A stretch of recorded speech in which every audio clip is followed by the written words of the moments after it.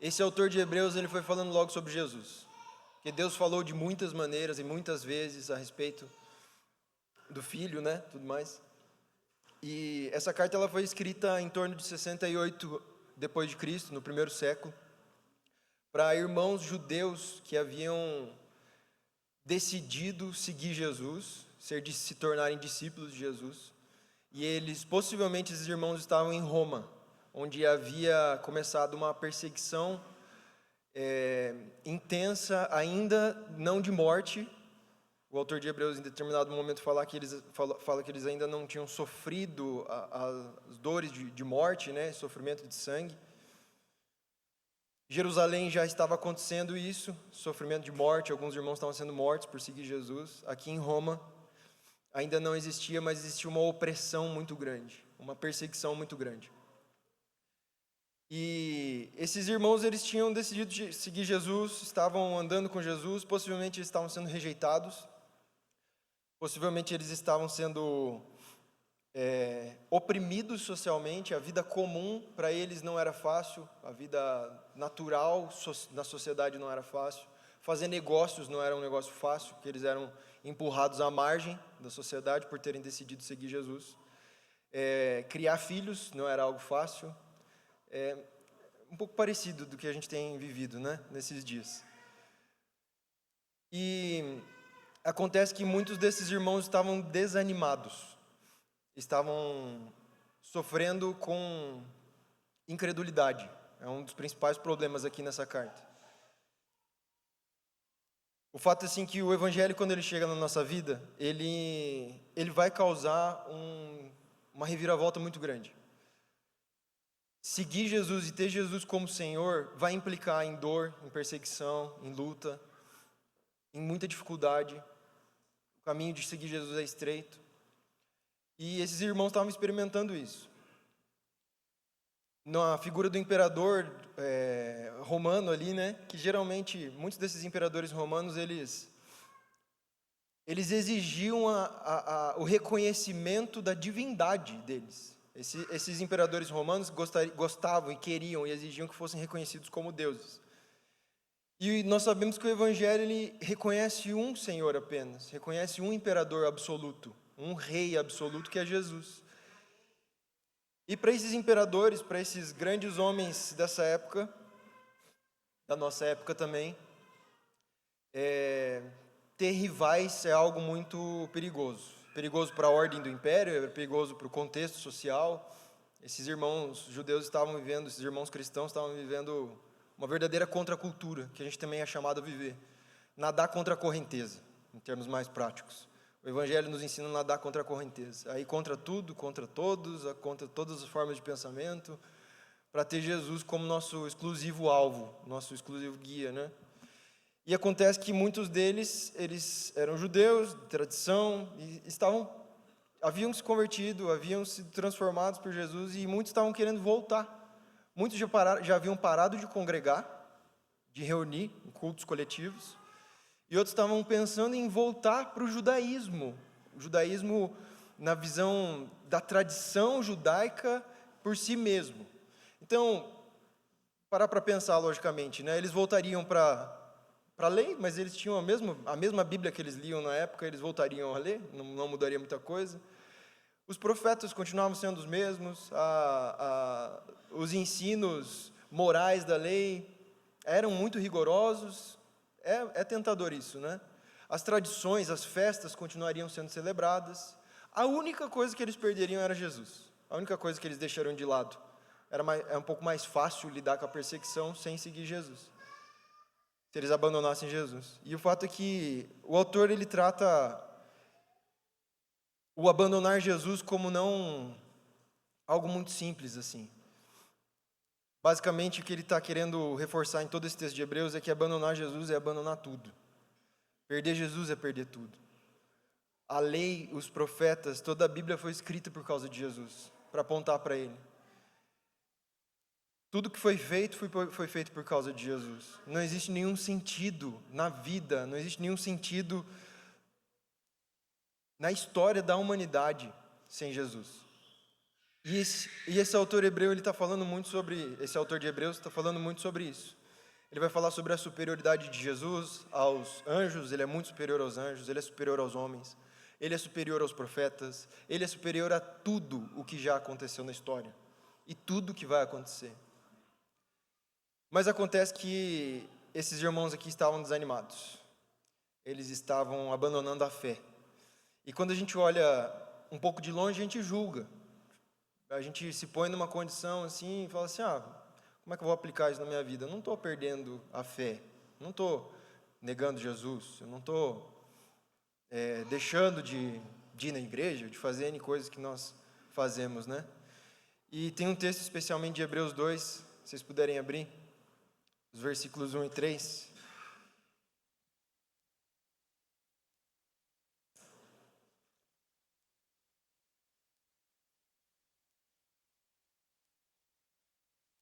Hebreus capítulo 2, lá no finalzinho da Bíblia.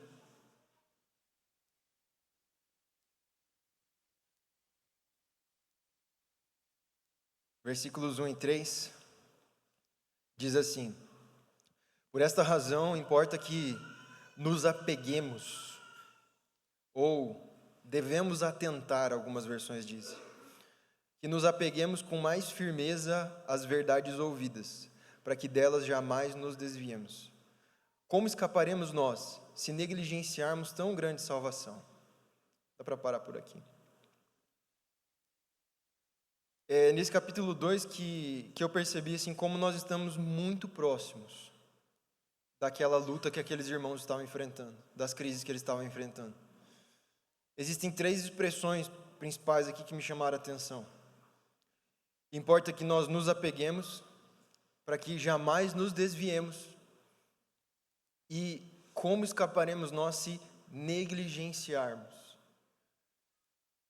Alguns dias atrás eu ouvi uma expressão, uma frase muito interessante que diz que não é nas pedras grandes no nosso caminho que a gente tropeça, porque as pedras grandes a gente vê e a gente desvia, mas é justamente nas pedras pequenas que atrapalham a nossa caminhada, né? Uma frase bem conhecida, né? E o problema da nossa caminhada cristã são as pequenas coisas que nos atrapalham, as pequenas coisas mal resolvidas. Um pequeno problema com o irmão que se torna motivo de abandonar a igreja é um abandono diário de uma vida de oração, de uma vida de intimidade com Jesus, é uma preguiça de animar os irmãos, de orar uns pelos outros, de visitar os irmãos. São as pequenas coisas que nos impedem de avançar. E, de outra forma também,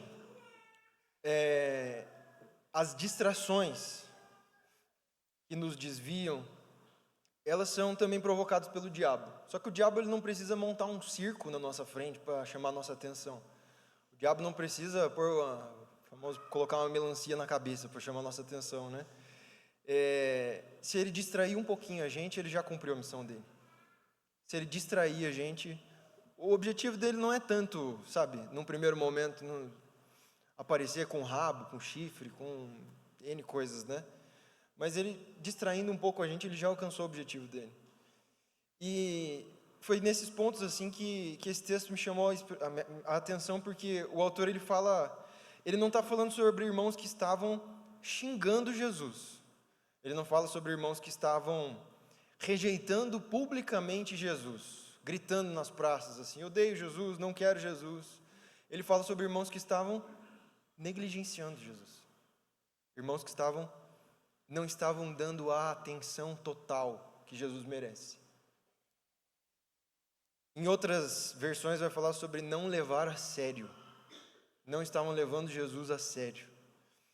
E negligenciar é mais fácil, é uma forma de negar Jesus mais fácil. Geralmente a gente pensa assim, né, que sobre final dos tempos, perseguição, a pessoa coloca uma arma na sua cabeça e fala assim, nega Jesus, você fala, não vou negar, ou outros negam, enfim.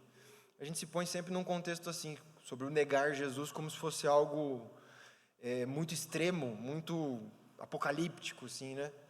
Mas o simples fato de negligenciar Jesus na prioridade da nossa vida importa em rejeitar Ele, rejeitar o lugar que é dele, que é a prioridade. parece ser uma palavra muito dura, mas é uma palavra muito necessária para o nosso coração. O alerta do autor aqui de Hebreus é para que nós jamais nos desviemos. Nós não podemos negligenciar Jesus, por quê? Para que a gente não desvie. E desviar, não tem nenhum piloto de barco aqui? Tem algum piloto de barco aqui? Opa, Jefferson, Marcão, o Chico ali também, Luciano. Desviar, às vezes a gente acha que é algo muito, o irmão tá desviado, o irmão tá na balada, tá chutando cachorro na rua, isso é o desviar, né? Mas para quem pilota barcos, se é isso que se fala, basta você mudar 5 graus a direção do leme e você lá na frente você vai perceber a diferença que faz. Um pequeno desvio lá na frente vai causar um grande estrago. E o autor está querendo dizer isso para eles. Para vocês parece ser um pequeno desvio. Para nós, negligenciar parece ser um pequeno desvio. Para mim, nos últimos dias, o Senhor tem me lembrado muito sobre voltar para o lugar secreto. Voltar para um lugar de oração, fechar a porta. E é nisso que eu tenho lutado nos últimos dias. Porque muitas vezes não tenho feito isso. E eu percebo que talvez um dia tudo bem, no outro dia tudo bem, no terceiro dia começa a ficar azedo, né, amor? No quarto dia não tem quem aguente. Começa por um pequeno desvio, mas meu coração começa a se afastar de Deus. São as pequenas coisas do nosso dia a dia que nós vamos perdendo a atenção e a prioridade que Jesus tem na nossa vida. Então, a negligência, ela vai acabar nos desviando. E por nos desviar, ela vai nos levar à incredulidade. Era exatamente isso que acontecia com esses irmãos aqui. O autor de Hebreus fala muito sobre fé, incredulidade. E ele lida com a incredulidade não de uma forma assim, é um problema, eu estou com um problema de incredulidade. Ele fala assim, isso é um perdão, isso é um pecado, que precisa ser tratado com perdão, você precisa se arrepender. A incredulidade, ele trata no capítulo 3 como dureza de coração. Ele trata também como ofensa a Deus. Ele vai falar que o povo de Israel, no deserto, eles ofenderam a Deus por causa da incredulidade deles. E a incredulidade no nosso meio, muitas vezes, e eu muitas vezes também trato isso dessa forma, é como um esfriamento que a gente vai se acomodando e a gente deixa de crer em Jesus como Ele realmente é. E a gente vai amoldando Jesus a uma estrutura normal do nosso dia a dia, ele vai ficando marginalizado, à margem da nossa vida. Quando Ele é a nossa vida, a gente cantou aqui hoje. Cristo é a nossa vida, é o motivo do louvor, né? A principal doença enfrentada nessa carta o problema principal aqui não é os irmãos estarem querendo voltar ao judaísmo. Não era. O problema era a incredulidade, que fazia eles quererem voltar a uma vida de tradição, uma vida vazia, uma vida fria, sem Jesus. O judaísmo ele é um reflexo, então, voltar ao judaísmo ali, voltar à prática da tradição ali, dos fariseus que Jesus tanto repudiou, era só um sintoma de um coração que estava em febre. E a febre deles, a doença deles era, eles não criam em Jesus, não estavam crendo em Jesus como Jesus deve ser crido, como Jesus deve ser considerado. Essas duas expressões, atentar com zelo, usado no capítulo 1 a 2 de Hebreus, significa, no contexto original ali, é como você se agarrar a uma âncora. E desviar significa basicamente quando as correntezas estão te levando para te lançar contra as pedras, os termos originais usados ali. Então ele está falando assim que nós estamos nadando contra a corrente, mas nós precisamos nos agarrar à âncora, a nossa única salvação, a nossa única esperança, que é Jesus. Então, o autor está chamando a atenção desses irmãos para não serem levados pelo desinteresse, pela frieza, pela incredulidade. Ele está falando assim que a verdadeira luta contra isso é se agarrar mais a Jesus. Agarrar-se à âncora envolve se esforçar, se dedicar, você ficar, sabe, prender aquilo ali como se sua vida dependesse daquilo. Se apegar àquilo com tamanha força, entendendo que sua vida depende daquilo. E tratando a incredulidade como uma doença que precisa ser curada, o autor começa a falar sobre o antídoto ou o remédio para a incredulidade. Se é um problema tão grave, negligenciar Jesus, o que nós podemos fazer então? A verdadeira cura para a nossa incredulidade é somente conhecer Jesus. Conhecer realmente quem Jesus é. E nos apegarmos a Ele. Hebreus 3:1, puderem abrir. A gente vai fazer uma boa viagem na Bíblia hoje. Mas em Hebreus vai ser nosso chão.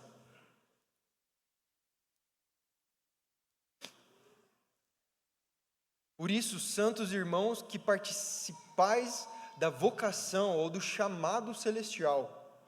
Ele está falando para a igreja, para aqueles irmãos que seguiam Jesus. Está falando para nós que fomos chamados para a vocação, nós fomos chamados para o céu, fomos chamados para o reino. Considerem atentamente o apóstolo e sumo sacerdote da nossa confissão.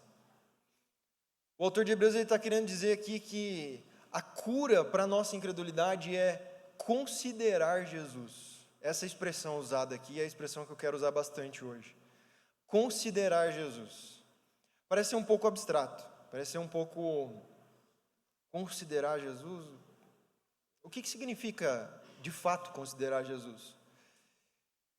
E hoje a gente vai ter várias considerações a respeito de Jesus, para a gente entender o que é considerar Jesus.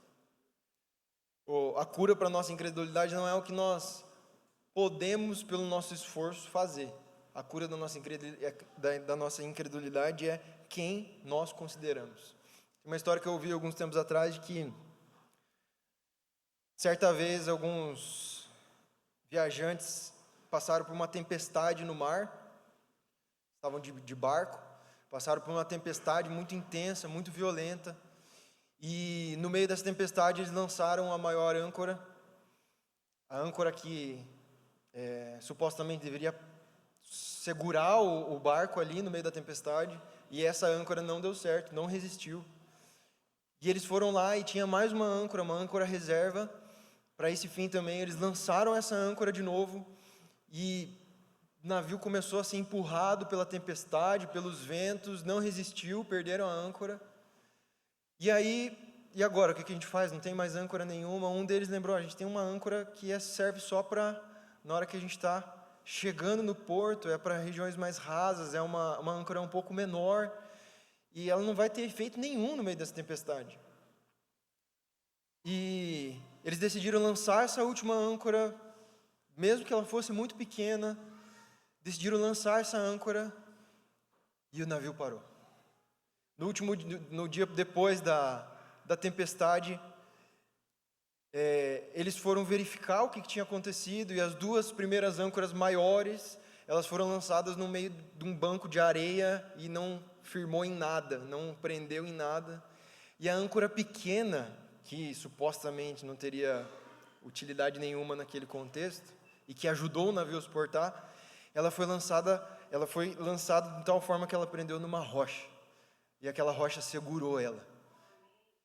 E eu acho muito interessante isso, porque quando Jesus fala sobre a nossa fé, ela ser do tamanho de um grão de mostarda, Ele está querendo nos ensinar isso. Não é sobre a grandeza da nossa fé, ou a nossa capacidade de crer, mas é sobre em quem nós depositamos a nossa fé.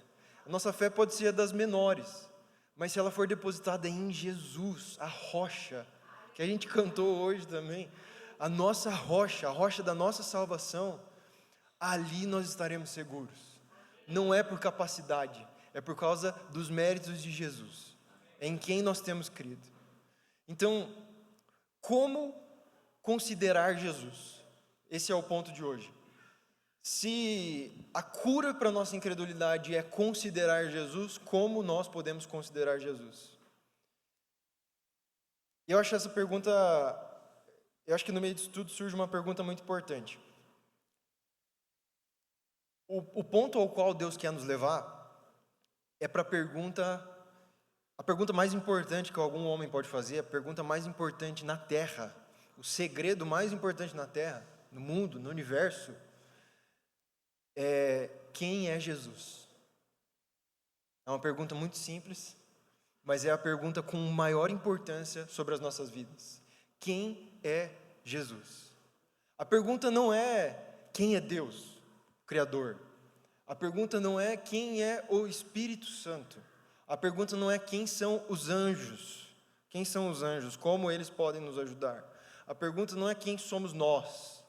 A primeira pergunta, a pergunta primordial, a pergunta mais importante é: quem é Jesus? Parece um pouco estranho eu ter falado que não é sobre quem é Deus, quem é o Espírito Santo, mas eu vou explicar.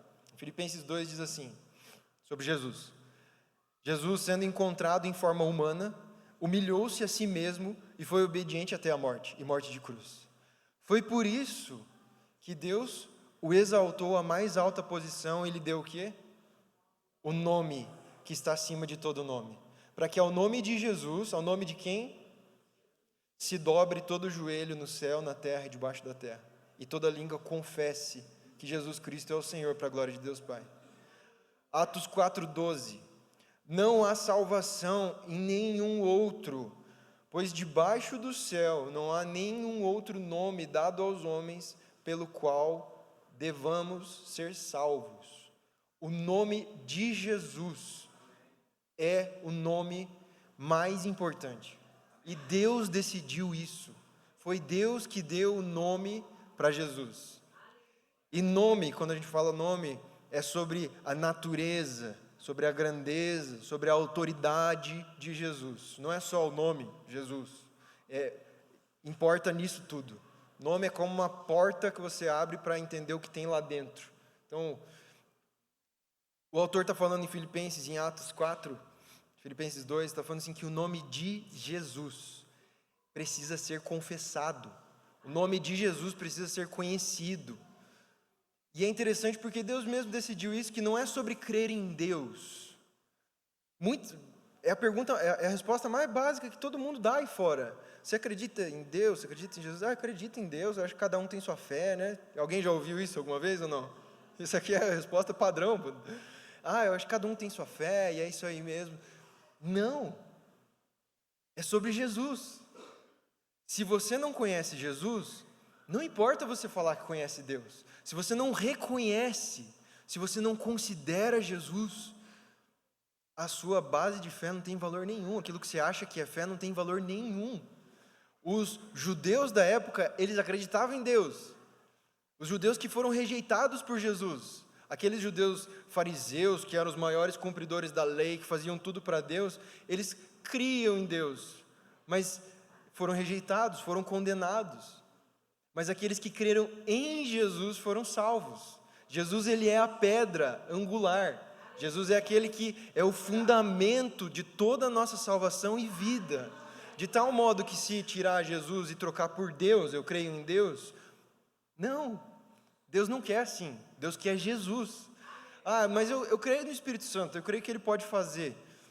Tudo que o Espírito Santo vai fazer é apontar para Jesus. Então, a nossa fé, ela é fundada sim no Deus Trino, que é um mistério, 3 em 1, mas na história, isso é muito louco, não sei se já pararam para pensar. Cada um tem a sua função. O Pai tem a sua função, o Filho tem a sua função, o Espírito Santo tem a sua função. E o Pai deu a Jesus a função de ser o Salvador, ser a esperança, o Rei, o mais glorioso, ser tudo. Então Deus deu para Jesus. Então não tem essa, eu creio em Deus. Claro, cremos em Deus, mas cremos em Jesus como fonte absoluta e única de toda salvação, graça, poder, autoridade. Cremos também no Espírito Santo, como terceira pessoa da Trindade, que é Deus como Deus, e cremos no Pai também, que é Deus. Os três não são três deuses, os três são um Deus, três pessoas diferentes, formas diferentes de atuar, de se revelar, de operar, mas Jesus é o nome.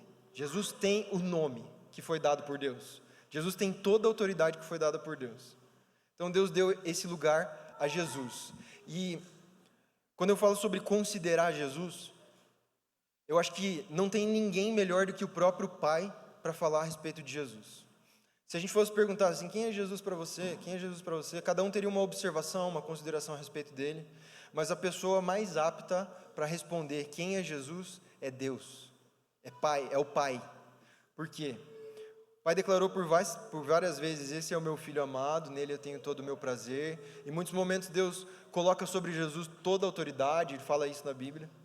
Então, o critério certo para reconhecer Jesus é o critério de Deus. É o que Deus diz sobre ele. Não é eu creio que Jesus é tem uma frase que foi criada por C.S. Lewis que eu acho muito interessante. Mas antes eu creio que Jesus é um bom homem, eu creio que Jesus é um mestre, é um bom mestre, ele foi um bom profeta, mas ele é Deus para você? Ele é Deus? Você, quando olha para Jesus, você reconhece ele como Deus? Ele é bom, ele é gente boa, né? Já ouviu a frase assim, Jesus é bom, que estraga o fã-clube, o pessoal que critica muito a igreja, né? Tem uma frase do C.S. Lewis que eu acho muito interessante, eu tinha anotado ela, mas eu perdi ela, que diz assim: não tem como você considerar, na verdade assim, você tem dois caminhos. Você pode considerar Jesus como um bom mestre, uma boa pessoa, um bom ensinador, um bom, mas você está totalmente errado. Que Jesus nunca quis demonstrar isso. Jesus nunca quis falar que ele era um bom mestre, Jesus sempre quis apontar para a glória dele, para o fato dele ser Deus. Então,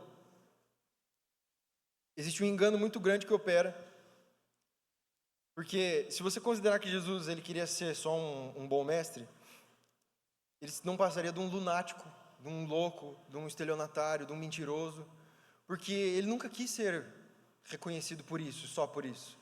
Ele sempre quis ser reconhecido como o alvo supremo de toda a existência humana e a existência do universo. Ele é tudo. Então não tem como considerar Jesus como só mais um bom mestre entre tantos outros, né? A frase do C.S. Lewis é mais bonita, uma outra hora eu mando. Considerar Jesus significa reconhecer o lugar que o Pai deu a Jesus. É isso. Quando o autor de Hebreus escreve em Hebreus 3:1, considerem o sumo sacerdote e o apóstolo da nossa confissão, ele está querendo dizer isso. Considerar significa reconheça o lugar devido a Jesus. E o autor de Hebreus, muitas vezes, ele vai falar sobre o lugar que Deus deu a Jesus. E eu queria que a gente passasse por alguns desses textos. Hoje eu tenho tempo para falar de Jesus. Hebreus capítulo 1, versículo 1. A primeira consideração. Considere Jesus o verbo de Deus. Versículo 1 diz assim: há muito tempo Deus falou muitas vezes, de várias maneiras, aos nossos antepassados, por meio dos profetas, mas nos últimos dias falou pelo Filho, a quem ele constituiu herdeiro. Eu acho muito interessante esse texto, que é a forma que o autor de Hebreus ele dá a largada aqui na carta dele. Ele começa a lembrar esses judeus de que os antepassados deles, que viviam no deserto, que estavam numa jornada para chegar na terra prometida, eles já tinham recebido muitas expressões, muitas falas, muitas demonstrações de quem Deus era. Deus levantou profetas, Isaías, Jeremias, vários outros ali, Sofonias, Ageu, Obadias, está na Bíblia, tá, esses autores aí, não é inventado. Deus usou uma mula para falar com Balaão. Deus usou uma sarça queimando para falar com Moisés. Deus usou uma baleia para falar com Jonas. A baleia não falou, mas Deus comunicou algo através da baleia, né? Então Deus falou de várias maneiras e muitas vezes. Deus é o mais insistente em conversar com o homem. E o homem eu acho que é o mais resistente de não ouvir, de endurecer a cabeça, de se ensurdecer para não ouvir Deus. Mas o fato que ele fala sobre isso, fala que Deus falou de várias maneiras, mas nos últimos dias Deus falou através do seu Filho. Eu acho interessante isso porque a verdadeira forma de você conhecer alguém é conversando. Não tem outra maneira, você ficar admirando a pessoa de longe, ficar, nossa, como ele anda, como ele... Você quer conhecer quem alguém é, você vai conversar com essa pessoa, você vai perguntar, se você ficar o dia inteiro conversando com essa pessoa, você vai desenvolvendo cada vez mais intimidade, e a conversa vai levando cada vez a algo mais íntimo, cada vez a algo mais pessoal.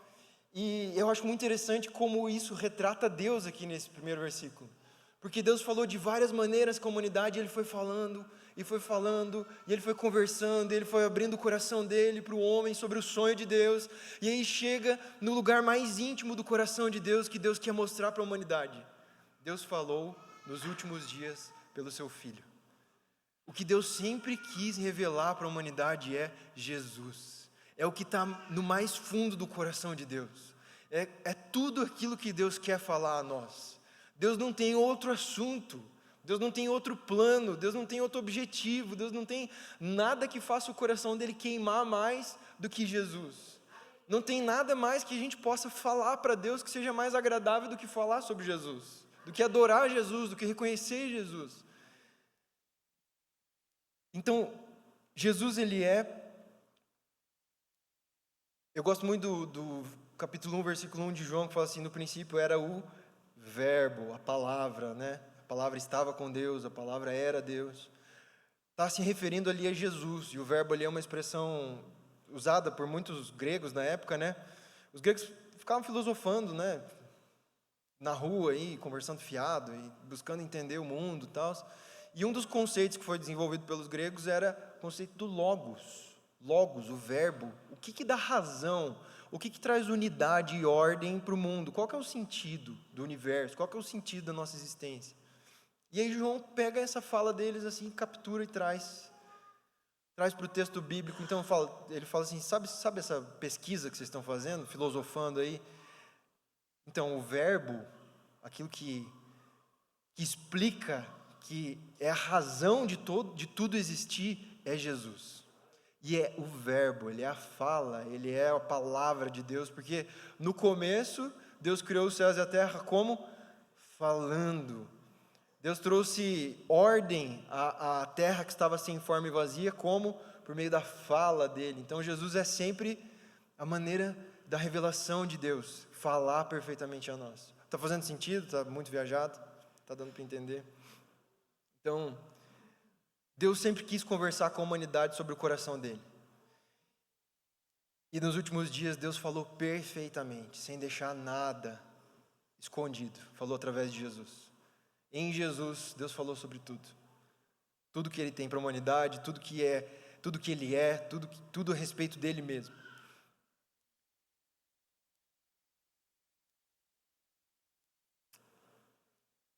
Considere, a segunda consideração, considere Jesus como Deus. Isso é importantíssimo, porque Jesus não é somente homem, Jesus é Deus. Considere Jesus como Deus, Ele é a segunda pessoa da Trindade. Hebreus capítulo 1, versículo 3. Vamos recapitular, considerar é reconhecer o lugar que Deus Pai deu a Jesus, ok? Então nós estamos considerando Jesus aqui hoje. Hebreus 1, 3. O qual, sendo o resplendor de sua glória e a imagem expressa de sua pessoa, sustentando todas as coisas pela palavra do seu poder. É só a primeira parte desse texto que eu quero trazer nesse ponto. Jesus, ele é retratado como, são dois atributos, são duas explicações a respeito de Jesus aqui. Ele é o resplendor da glória de Deus, uma expressão estranha, e a imagem expressa da sua pessoa, outra expressão que é estranha também. Colossenses 2,9 diz que, porque nele habita corporalmente toda a plenitude da divindade.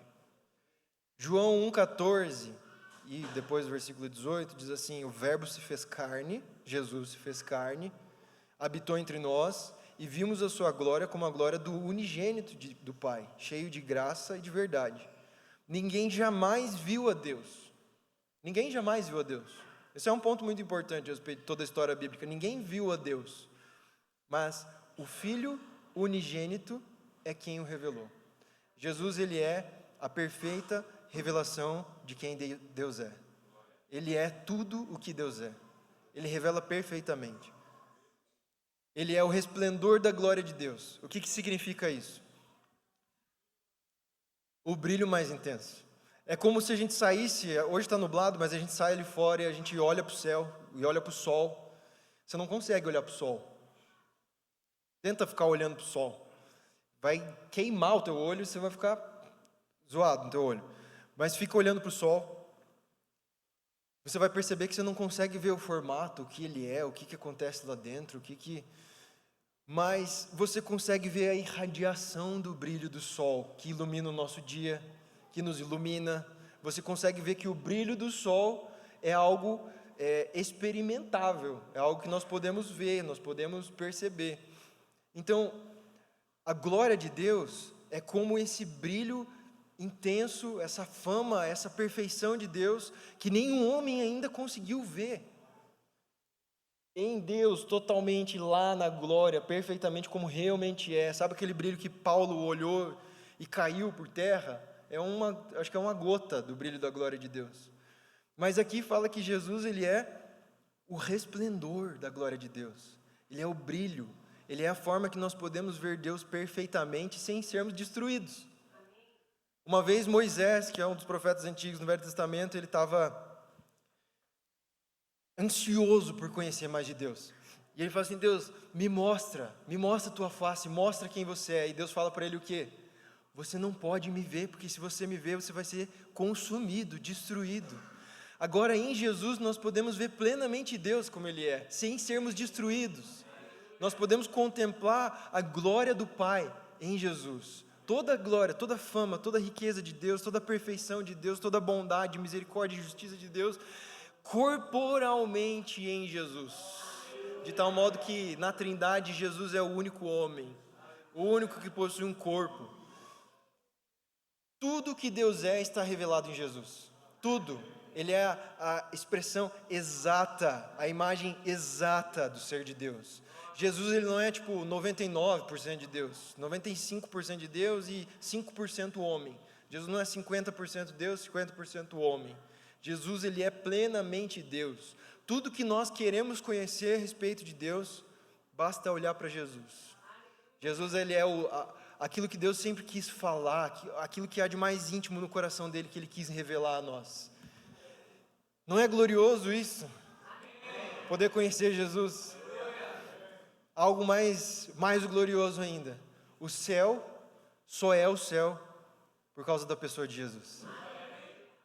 O céu, ele só é um lugar de tamanha glória, beleza, que diz que os anjos, eles ficam continuamente diante de Deus ali, santo, santo, santo. Em Isaías 6 até Apocalipse, fala sobre anjos que ficam declarando santo, santo, santo, santo, santo, santo, e eles ficam continuamente, passa-se mais de 900 anos entre Isaías e Apocalipse, e eles declarando um louvor só, porque a glória de Deus está plenamente revelada lá.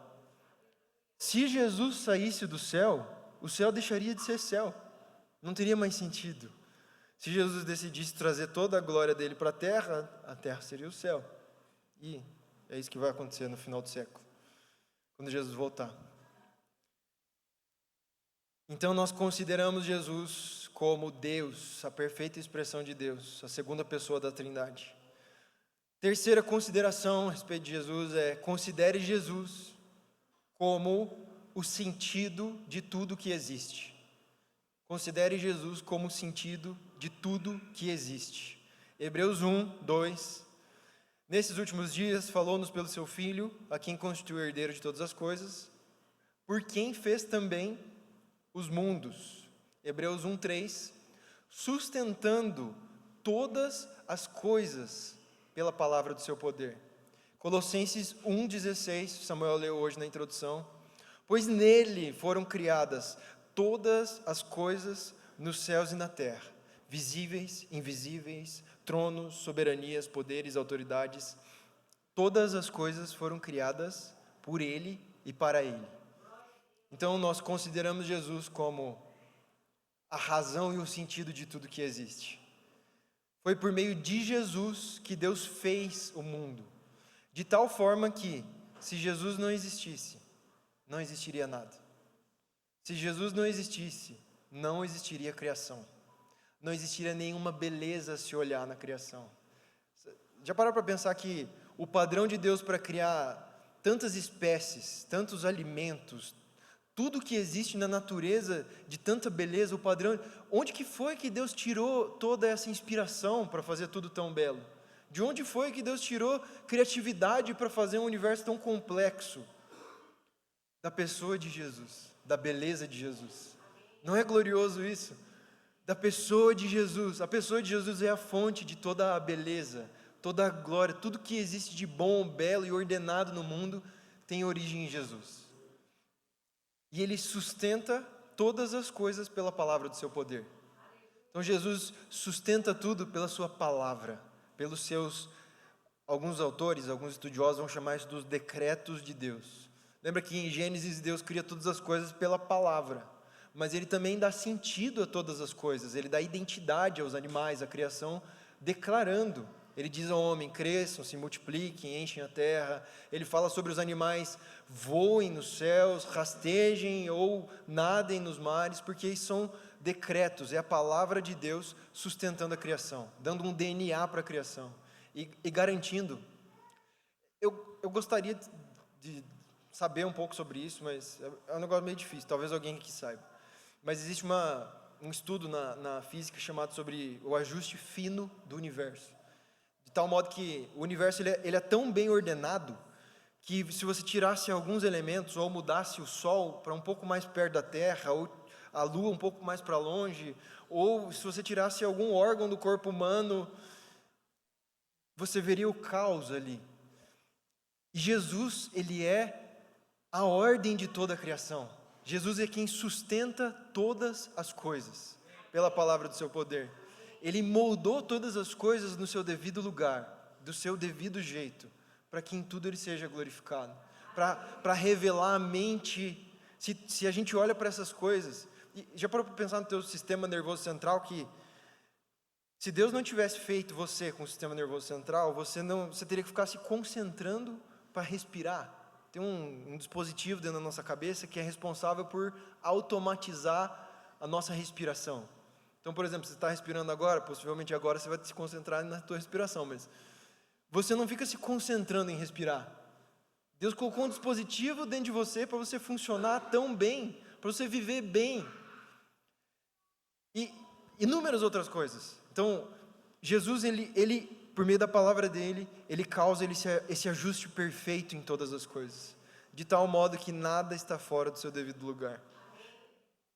Se você não tivesse um dedão no pé, por exemplo, não se sustentaria. Então, Jesus, ele é a pedra angular da criação. Ele é o fundamento de tudo que existe. Nossa próxima consideração. Nós consideramos Jesus como a razão de tudo existir, né? Agora, considere Jesus como aquele que restaura e põe tudo em ordem. Embora o mundo tenha sua ordem cósmica, seu funcionamento, surgiu por causa do pecado na humanidade, no mundo, surgiu uma desordem, um problema, uma rejeição ao Deus Criador. A natureza criada, o homem criado, a criatura se rebelou contra o Criador. Efésios capítulo 1, versículo 9. Eu amo esse texto. Ele diz isso: desvendando a nós o mistério da sua vontade. Aqui está falando que Deus desvendou um mistério que estava escondido, que ninguém sabia, segundo o beneplácito, a boa vontade, sua boa vontade que propôs em Cristo, de fazer convergir nele, na dispensação da plenitude dos tempos, todas as coisas do céu e da terra. Aqui Paulo está falando sobre um dos mistérios que estava escondido, que ninguém sabia desde a criação, desde o começo da criação, de que Deus em Jesus vai pôr tudo em ordem. Ele vai unir os céus e a terra. A oração do Pai Nosso nos ensina a clamar: venha o seu reino e faça a sua vontade na terra, como é no céu. Então, o plano de Deus é unir céus e terra. O plano de Deus é fazer com que toda aquela glória, santidade, beleza, ordem, alegria, perfeição que existe no céu se torne uma com a terra. É doido de pensar isso, né? Mas qual é a maneira de fazer isso? Por meio de uma pessoa, por meio de Jesus. Essa expressão fazer convergir nele tem uma origem no grego. Vou tentar falar a expressão aqui. Terrível. Anakephalaiostai. É um bom nome para um filho. Essa expressão, fazer convergir em Jesus todas as coisas, significa que Deus se propôs a unir tudo debaixo de uma autoridade só. Céus e terra debaixo de uma autoridade só, que é Jesus. Então, esse verbo ele era usado para descrever quando um exército vencia, quando um reino vencia um exército inimigo, e esse exército ficava disperso, aquela nação ficava dispersa. Esse rei que venceu, ele trazia tudo aquilo ali de volta para a sua autoridade, de volta para o seu comando, debaixo dessa autoridade, de um novo comandante. Então Jesus é a única pessoa que pode restaurar tudo que está quebrado no mundo, tudo que está fora de ordem no mundo, é só Jesus. Tudo que está fora de ordem lá fora no mundo, lá fora, governos quebrados, autoridades corrompidas. Eu estava pensando num negócio, quando a gente para pensar no nome Alexandre de Moraes, já vem um negócio ruim, né? Mas o nome de Jesus é infinitamente superior a Alexandre de Moraes. É infinitamente superior a qualquer um dos governantes corruptos e inúteis que a gente tem no mundo. Ele vai trazer tudo à ordem. E tem um ponto interessante em Apocalipse, que Apocalipse é uma carta, é bem violenta em alguns termos ali. E fala que Jesus, na volta dele, na segunda vinda dele, ele não vai vir bonzinho para exercer misericórdia com o mundo. Com aqueles que são de Deus, sim. Mas Jesus vem para destruir. Jesus vem para matar os seus inimigos. Ele vem com violência, ele vem com vingança, para matar os seus inimigos. Porque os mártires estarão diante do trono de Jesus falando assim: Jesus, vinga o sangue dos teus justos. Jesus, vinga o sangue daqueles que padeceram na mão dos corruptos. E Jesus vem para fazer isso.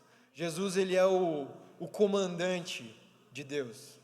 Por muitos textos da Bíblia, Jesus ele é retratado como o líder do exército celestial. Como aquele que vem com a espada na sua boca e ele vem com violência nos seus olhos, com chamas de fogo nos seus olhos. Então ele vem para fazer convergir nele todas as coisas. E tudo que não estiver nele vai ser destruído. Tudo aquilo que não se unir à pessoa de Jesus vai ser destruído. Na segunda vinda, em 1 Coríntios, fala que ele vem com fogo. Ele vem com fogo para provar as obras dos homens.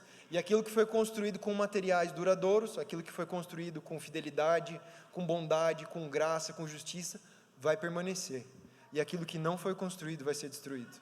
Aquilo que for construído com materiais fracos, ele usa a expressão madeira, feno, palha, isso vai ser destruído. Então Jesus é o justo de Deus, o juiz de Deus, o perfeito de Deus, de tal forma que muitas vezes a gente tem medo de ser condenado pelo diabo, né? O diabo vai me condenar, mas Jesus é o único que tem autoridade para condenar alguém, porque ele é o justo juiz. Então é sobre ele que está o julgamento das nações, é sobre Jesus que está todo o poder e autoridade para declarar quem é condenado e quem é salvo eternamente. Então nós somos chamados hoje para fazer a nossa vida convergir a Ele, a trazer de volta para o domínio dEle, a nossa vida, a nossa família, a nossa história, a nossa congregação, o nosso trabalho, fazer com que tudo esteja debaixo da autoridade suprema de Jesus. Considere Jesus em sua primazia e plenitude. Colossenses diz que ele é a cabeça do corpo da igreja, o princípio, o primogênito dentre os mortos, para em todas as coisas ele ter primazia. Nós precisamos que ele tenha primazia, mas ele nos chama a dar primazia. Porque aprove a Deus que nele residisse toda a plenitude. Primazia e plenitude são duas expressões muito importantes nesse texto. A primazia se refere à posição que Deus deu a Jesus. Jesus é o principal, é o mais importante, é a prioridade, é o primeiro, é o último, é o alfa, é o ômega. Ele merece a primazia. E plenitude, porque tudo de Deus está em Jesus. Tudo que Jesus é suficiente. Plenitude é o que nós encontramos nele, quando nós sujeitamos tudo a ele. Quando nós reconhecemos a primazia de Jesus na nossa vida, quando nós reconhecemos a primazia de Jesus na nossa história, nós somos cheios de plenitude, satisfação, contentamento, de fé, de alegria, de frutos inumeráveis, como Jesus diz em João 15. Então, reconhecemos Jesus por causa da sua primazia e plenitude. Considere Jesus como o sacrifício perfeito. Vou passar um pouco por cima disso. Domingo passado meu pai ministrou a respeito disso, mas Hebreus 1:3 diz assim. Vê que grande parte das nossas considerações aqui está só nos primeiros versículos de Hebreus, né? Hebreus 1:3 diz assim: havendo Deus feito por si mesmo a purificação dos nossos pecados, havendo Jesus feito por si mesmo a purificação dos nossos pecados, assentou-se à destra da majestade nas alturas. Hebreus 2:9 diz que vemos Jesus, que foi feito um pouco menor do que os anjos. Bem intrigante essa expressão, né? Vocês vão estudar nos seus grupos caseiros. Por causa do sofrimento da morte, coroado com glória e honra, para que, pela graça de Deus, pudesse provar a morte no lugar de cada homem. Primeira coisa que eu quero falar é sobre a encarnação de Jesus, para falar sobre a morte dele. O nosso pecado contra Deus causou tamanha violação à dignidade de Deus, tamanha dívida, é uma dívida tão infinita, tão impagável, tão trilionária, muito mais trilionária, que ninguém conseguiria pagar o preço de uma dívida tão alta.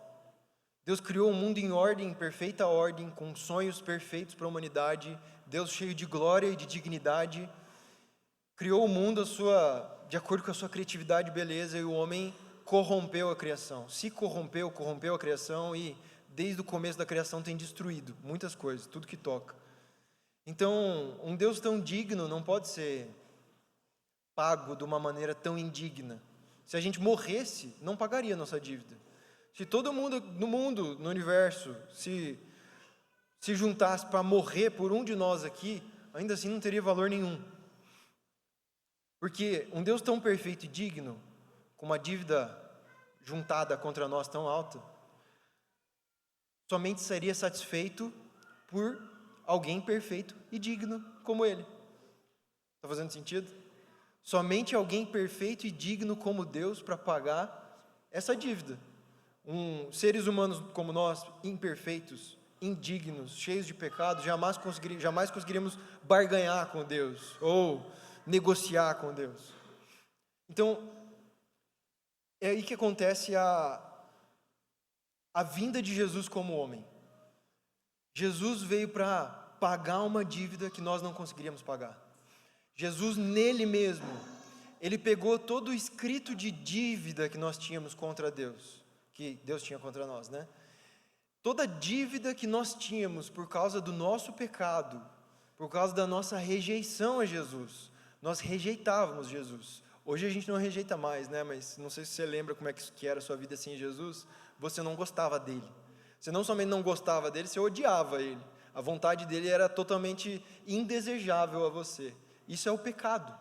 O pecado causava isso dentro de nós. Então Jesus pegou toda essa dívida e no corpo dele, na cruz, ele pagou a Deus o preço que nós jamais conseguiríamos pagar.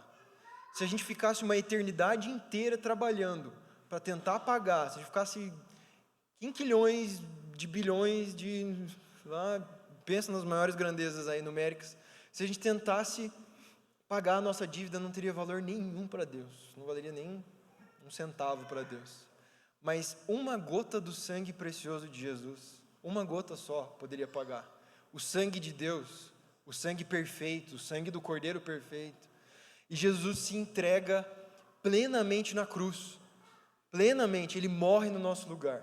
Então, Colossenses 2, diz assim: havendo riscado a cédula que era contra nós nas suas ordenanças, a qual de alguma maneira nos era contrário, tirou do meio de nós, cravando-as na cruz. Jesus pegou a nossa dívida, ele cravou na cruz.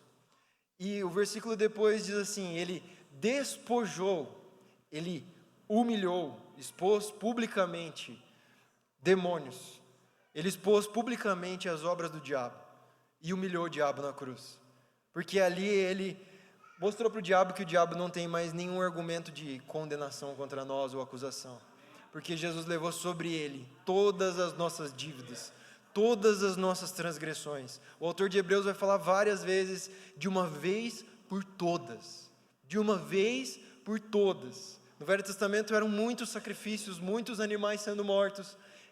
Em Jesus é um Cordeiro Santo que foi morto, somente, de uma vez por todas.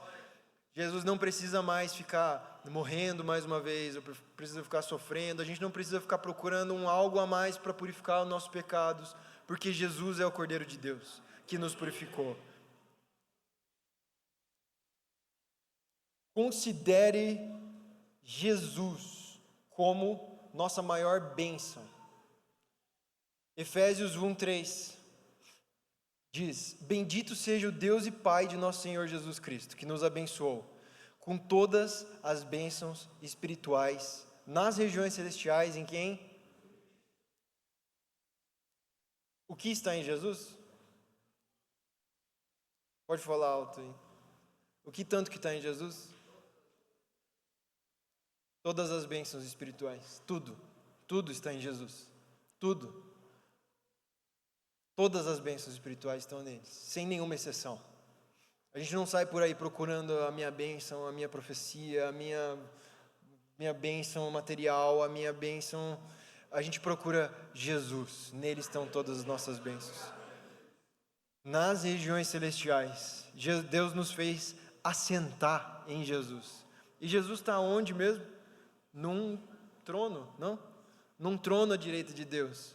Então Deus nos fez assentar em Jesus, junto com Ele, nesse trono, onde nós podemos nos alegrar, nos satisfazer na autoridade de Jesus e na majestade dEle. Colossenses 2 diz assim: em Jesus estão escondidos todos os tesouros da sabedoria e do conhecimento. Em Jesus estão escondidos todos os tesouros, todas as riquezas, todas as maiores riquezas que o mundo inteiro procura, todas as recompensas que o mundo procura e nunca se satisfaz, estão em Jesus. Nós temos acesso a Ele em todo tempo, em todo lugar. Nós temos acesso ao lugar mais alto, ao lugar mais importante da história do universo. Nós temos acesso à sala do trono. Nós somos chamados a habitar nesse lugar. Considere Jesus como Rei glorioso. E essa é a nossa última consideração. Nós estamos buscando hoje reconhecer o lugar que Deus deu a Jesus, porque eu creio que Deus quer nos levar a entender e a olhar para Jesus como Deus olha para Jesus, a reconhecer Jesus como Deus reconhece Jesus, a entender eu não sei se vocês pararam para ver assim, mas tudo isso aqui é sobre Jesus, toda a história é sobre Jesus, toda a nossa vida é sobre Jesus, tudo que existe é sobre Ele. E Deus deu esse lugar para Jesus. Deus deu isso de presente para Jesus.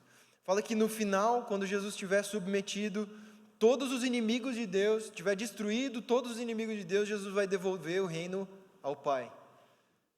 Então, é uma troca de presentes, é uma troca de honras entre o Pai e o Filho. Considere Jesus como Rei glorioso. Hebreus 1:4. Tendo sido feito tanto melhor do que os anjos, assim obteve por herança um nome mais excelente do que eles. Hebreus 2:8. Tu lhe sujeitaste todas as coisas sob seus pés, para que nisso ele sujeitasse todas as coisas sobre ele. Filipenses 2:9, que a gente já leu. Por isso Deus o exaltou à mais alta posição e deu o nome que está acima de todo nome, para que ao nome de quem? De Jesus, todo joelho no céu, na terra e debaixo da terra, e toda língua confesse. Considere Jesus como Rei glorioso. Considere Jesus como aquele que herdou todas as coisas, tudo é dele. Considere Jesus como aquele que tem tudo sujeito aos pés dele, tudo, tudo, tudo. Um Deus que organizou a criação de uma maneira tão inteligente e perfeita. Por que a gente desconfia tanto dele? Por que a gente desconfia tanto e a gente cede tanto para a incredulidade? Um Deus que sustenta a nossa respiração, de tal forma que o seu coraçãozinho está batendo aí, e você não tem mérito nenhum sobre essas batidas. Deus te fez assim. O que é mais vital dentro de você, você depende plenamente de Deus. Por que a gente não consegue considerar Deus? Considerar essa plena confiança em Jesus de que Ele tem as nossas vidas nas mãos dEle, de que Ele nos guarda, de que as mãos que sustentam o universo, elas sustentam a nossa vida, elas sustentam cada milésimo de segundo da nossa existência. Essas mãos que sustentam o universo, sustentam as nossas células, sustentam o nosso corpo, sustentam o nosso começo e o nosso fim. A gente pode confiar plenamente em Jesus, a gente pode nos entregar plenamente a Jesus, mas nós precisamos considerar Jesus no devido lugar dele. O que o nosso coração precisa, o que a febre, a doença da incredulidade causa dentro de nós, só pode ser revertida pela fé em Jesus, pela consideração, pelo reconhecimento do lugar que Deus deu a Jesus na nossa vida pessoal, na nossa congregação. Deus exaltou Jesus à mais alta posição.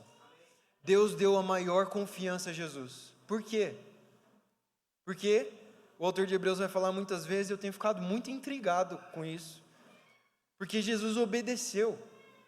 Porque Jesus foi aperfeiçoado. Mas como aperfeiçoar alguém que já é perfeito?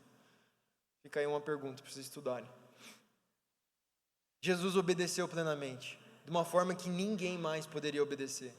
Se Deus enviasse os melhores dos anjos dele, os melhores dos querubins que ficam no trono, ao lado do trono de Deus, para tentar cumprir o que Jesus cumpriu, eles falhariam miseravelmente. Porque Jesus é o único Filho perfeito de Deus. Então Jesus é o único que pode sentar no trono. Ele é o único que tem o direito de reinar sobre nós. Ele é o único que tem, e a gente cantou muito isso hoje, Ele tem o direito de reinar para sempre, de receber os nossos louvores para sempre, de receber o nosso coração hoje, amanhã, todos os dias, para sempre. 1000 anos entregando adoração a Jesus, é muito, né? Mas 10.000 anos, 100.000 anos, milhões de anos, é isso que a gente vai desfrutar. Jesus decidiu, por causa da tamanha misericórdia no coração dele, Jesus decidiu que ele vai ser a única pessoa nos céus, a única pessoa que vai ter marcas de cruz e de sofrimento. Enquanto todos nós estivermos bem com os nossos corpos glorificados, sem nenhuma marca, sem nenhum defeito, ele vai nos revestir de glória. Jesus, ele é o único que vai carregar ainda no corpo dele marcas da morte dele, para sempre, por causa dessa lembrança contínua do amor de Deus por nós. Ele decidiu ficar marcado para sempre nas mãos dele, na costela dele, e hoje ele tem um corpo humano. Ele tem um corpo humano, e ele ao mesmo tempo é plenamente divino, por causa do amor dele por nós, por causa do tremendo, absoluto amor dele por nós. Considere Jesus como Rei glorioso. E eu queria convidar os irmãos para que agora a gente levantasse e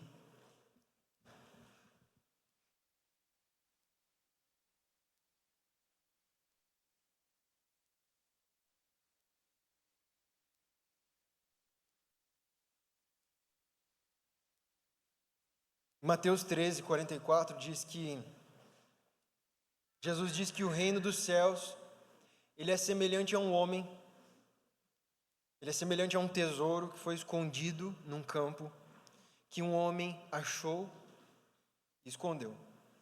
Então ele transbordante de alegria, vende tudo o que tem e compra aquele campo. Jesus está querendo dizer que o valor de Jesus é um valor tão supremo, é um valor tão alto, tão sublime, que vale a pena vender tudo, vale a pena pagar um preço, vale a pena abraçar o custo de ter Jesus como nosso supremo valor. Filipenses 3 diz que considero tudo como perda por causa da sublimidade do conhecimento de Cristo, meu Senhor, por amor do qual perdi todas as coisas e as considero como refúgio, como esterco, para ganhar a Cristo e ser achado nele. O que eu tenho orado muito nos últimos dias assim no meu coração é para que Deus mostre ao meu coração o valor de Jesus. Se Jesus fala tão enfaticamente que vale a pena perder tudo por causa dele, eu quero experimentar isso. Eu quero aprender o valor de Jesus. Eu quero olhar para Jesus como ele realmente é. Se ele é a maior fonte de satisfação para Deus, eu quero que ele seja para mim também. Se Jesus é tão supremo, ele é tão glorioso, ele merece tanta autoridade, e ele foi digno de toda a confiança de Deus. Deus confiou tudo a Jesus. Eu quero confiar tudo a Jesus.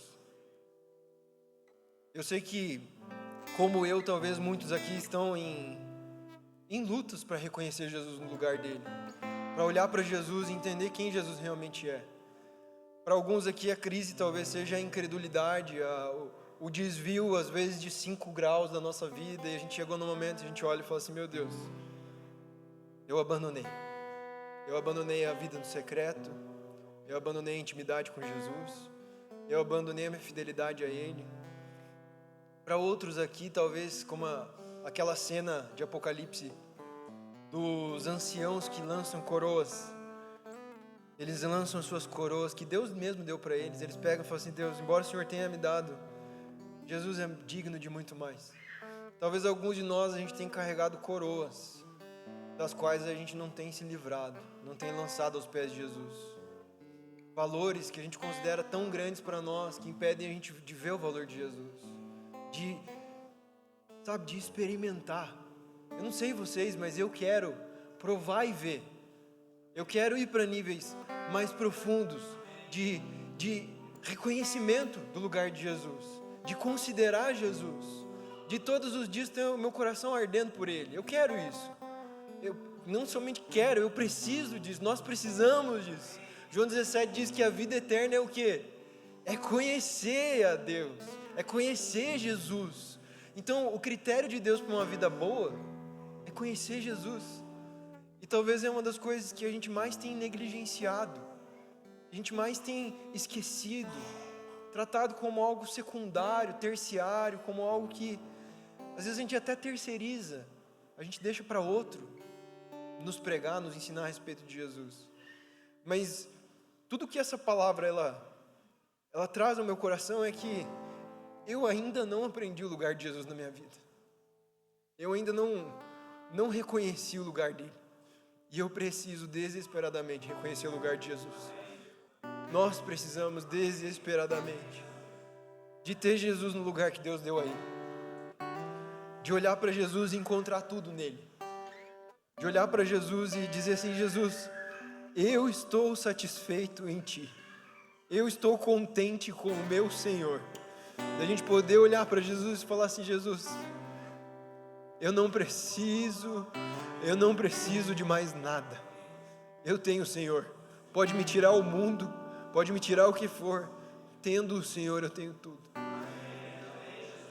E eu queria convidar vocês, irmãos, para, se assim como eu, vocês querem reconhecer o lugar de Jesus, que a gente agora clame diante dele, que a gente permita ele nos levar à sala do trono e olhar para ele sentado no trono. Se você quiser levantar a sua voz, se você quiser dobrar o seu joelho, se você quiser cantar a ele, talvez tenha pecados no teu coração que estão te impedindo de ver Jesus.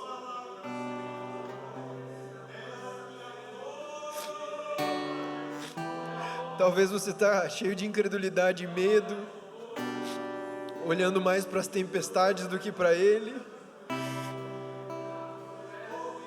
Jesus, nós reconhecemos o Teu lugar.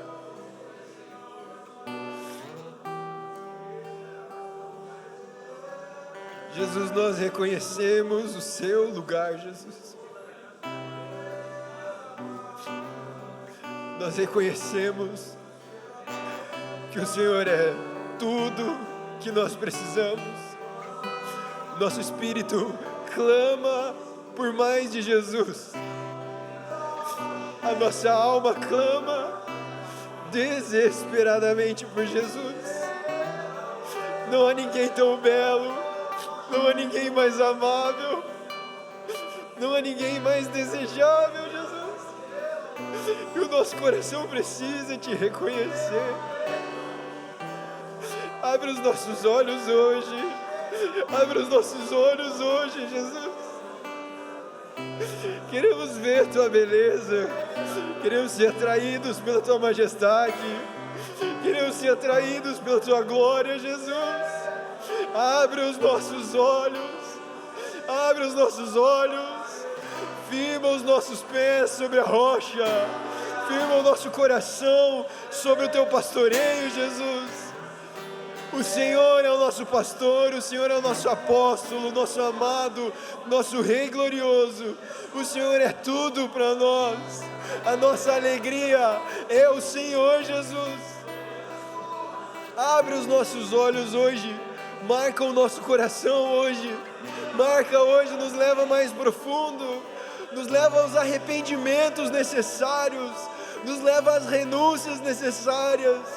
Nos leva, Jesus. Nos leva à entrega, nos leva à entrega. Nós queremos vender tudo para ficar com o tesouro. O Senhor é digno do preço. O Senhor custa tudo e nós queremos entregar tudo para Te seguir até o fim, para recebermos a coroa da vida.